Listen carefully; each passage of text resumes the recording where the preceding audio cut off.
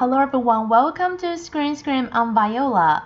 Today's topic is movie deja vu. We're going to talk about movies that are re-released, old IP reused, animation featurized, or the most popular multiverse stuff. It's partly because there are less and less original screenplays in Hollywood or other places in the world, but at the same time, it gives us a familiar feeling if we see something that we feel deja vu in the theater. So today, that's our topic. And let's listen to the introduction of the first new movie we're going to talk about. Decision to Leave. Haunted by tons of unresolved murder cases that keep him awake at night, brilliant Busan detective Hae-jun stumbles upon what seems like an accident. And suspecting foul play, the inquisitive officer follows a faint trail of clues, trying to shed light on the mysterious death of avid climber Ki Do-soo. Now, the deceased's cryptic wife, Sere, is under suspicion. However, something doesn't add up. Has the dark-eyed widow been toying with Hae-jun from day one? When forbidden feelings cloud judgment, how far is Hae-jun willing to go in the name of truth? 예쁜 거 인정하시는 거네요. 그 친절한 형사의 심장을 가져다 주세요. 난 좀 갖고 싶네. The first new movie we're going to talk about today is a Korean movie, and actually it was released last year. The reason why it's re-released here in Taiwan this year is because this month is the month of director Park Sang-woo. Let me get back to this later. First, let's talk about the plot of the movie. We know that the protagonist's husband is dead, but his wife doesn't have special feelings for it. That's totally different from usual family members who just have someone died. And that's the reason why the police officers started to be suspicious.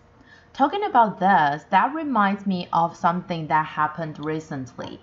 My mom had a surgery about 2 weeks ago, and before I went back home to be with her, she told me to bring my Switch with me.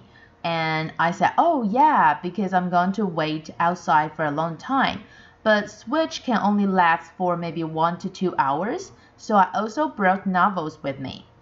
But on the day when I was waiting outside the surgery room, I was playing my Switch and thinking, wait, it really feels so weird. I mean, of course, some people's surgeries are minor, some are more serious, but it's really weird for a family member to play video games outside the surgery room.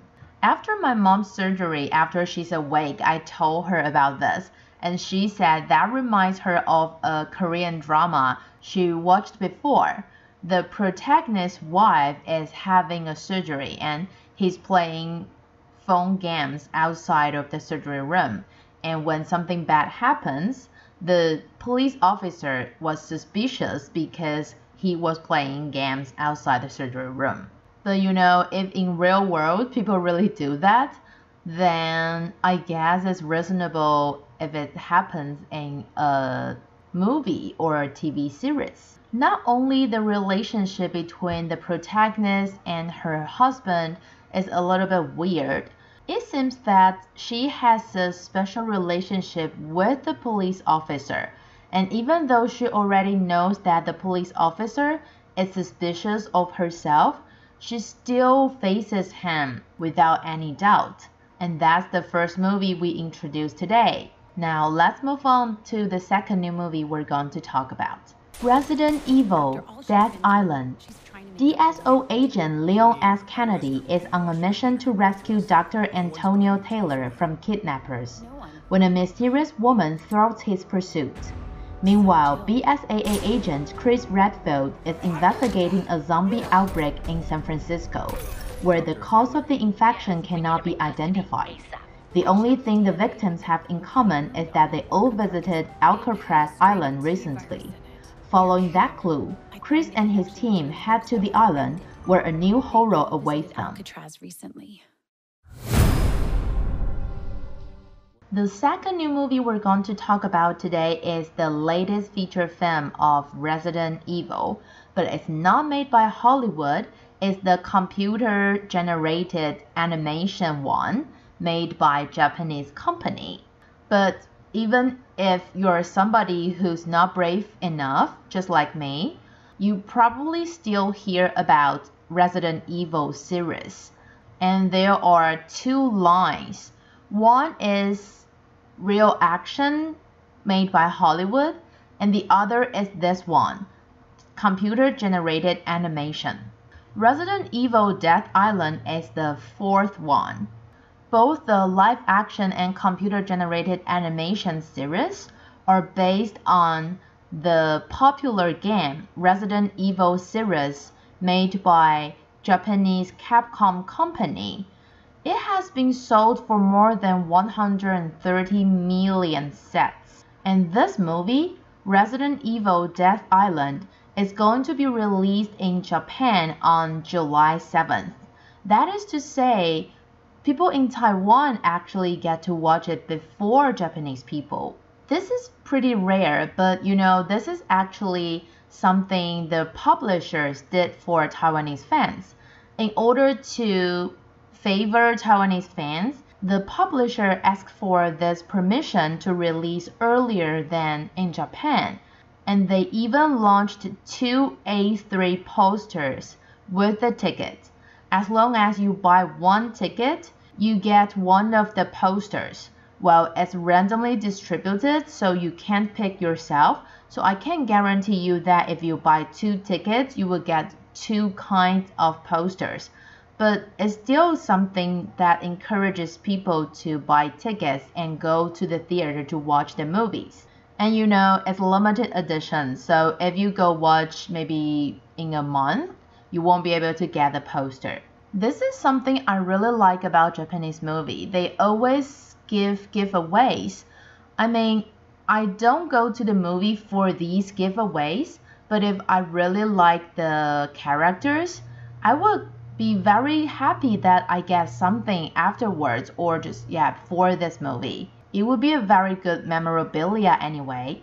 So if you're a big Resident Evil fan, you can go watch this latest computer-generated animation at the movie theater. Before we move on to Top 007 and talk about more movies deja vu, let's review what we had from last week first. Top 3 was Fast and Furious 10.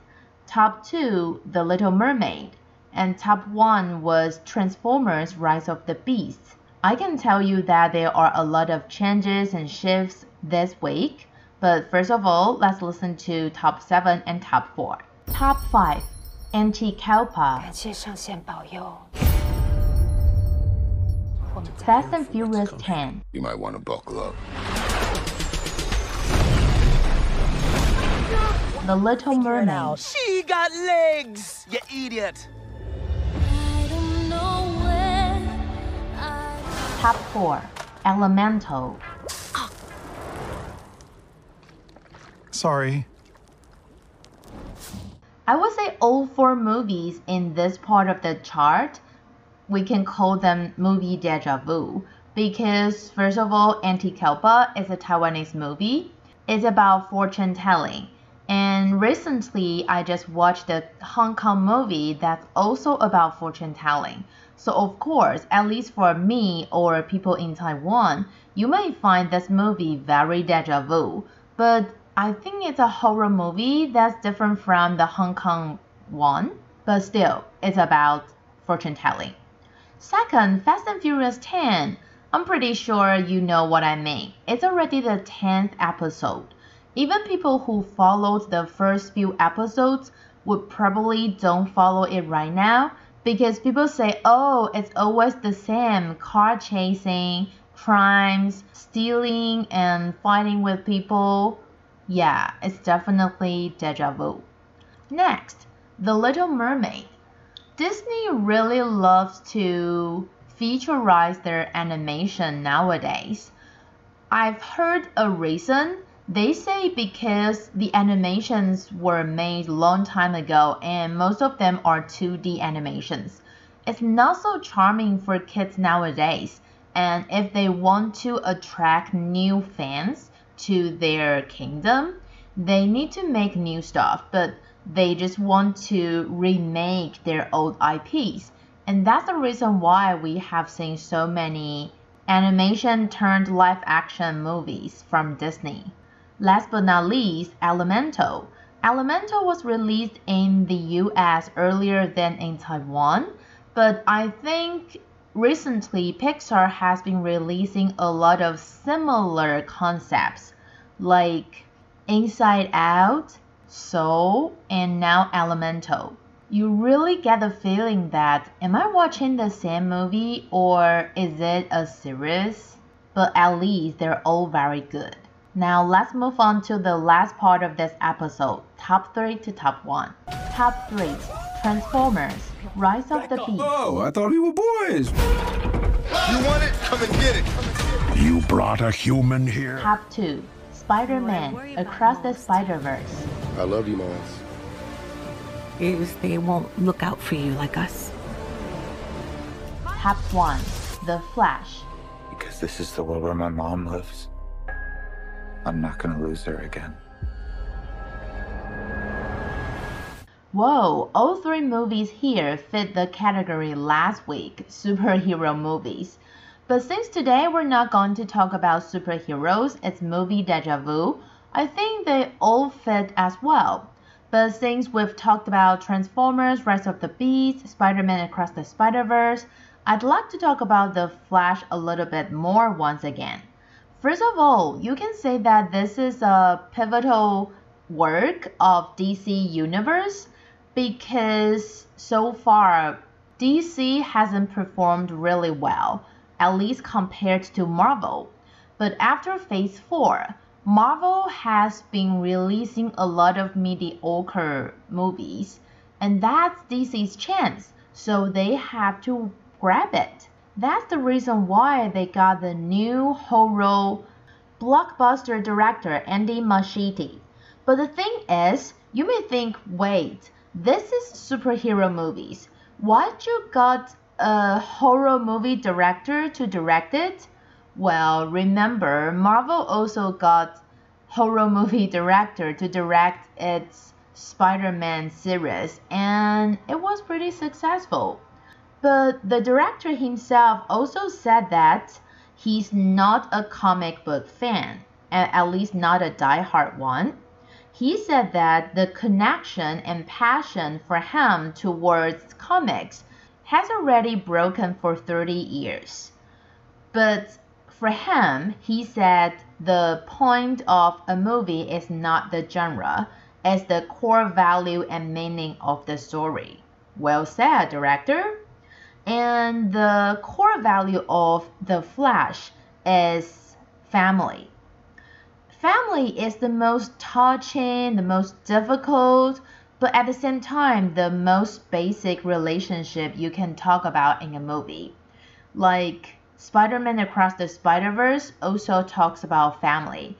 I don't know about Transformers, maybe not, but if you can deal with it very well, family is really a good topic, good theme, good core value for a movie to have, and audience would be able to feel it very easily. I mean, not everyone has a close family, and even though they don't have the similar situation you have in your movie, at least they have a family. Even orphans who grow up in an orphanage would feel that their peers and their teachers at the orphanage are their family, no matter they have a good relationships or not. And that's the best part of picking family as the theme. And I think that's also one of the reasons why many people like The Flash after they watch it. So that's all the time we have for today. Hope you like this show. I will bring more good movies to you next week. Remember to come back. I'm Viola. See you next week.